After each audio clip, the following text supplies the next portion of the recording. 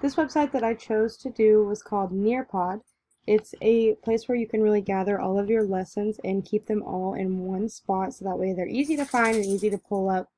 You can also share these with other teachers.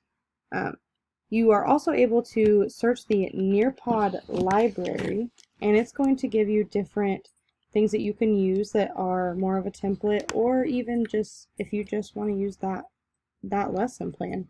So if you go to math here, I found some, let's see, even and odd, and then you can play this video for your kids, and then you don't even have to create anything, and it allows you to do that for free. But you can also create your own Nearpod presentations and videos and lesson plans in here. So if you do that, you're going to go in and create a lesson. You can add content and activities. You can add web content, which I think is really cool, a slideshow, a video, however you want to teach your kids, and then it's all saved within your account. I think that the ISTE standards that this aligns with is one that is 5C.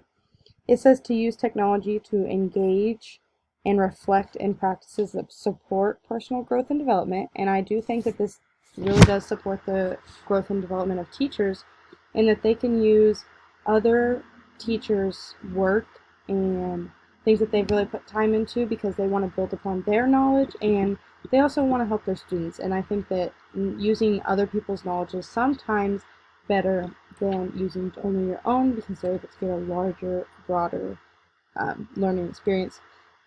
I also think it aligns with 2E, which says that we share lessons learned, best practices, challenges, and impact of learning with tech with other educational leaders who want to learn from this work, which is kind of what I said in the last one, because you are using some of the other educational videos and presentations from other teachers to teach your students, because they really do learn from a larger knowledge base than rather just the one person, which I think is really important, and I cannot wait to use this in my own classroom.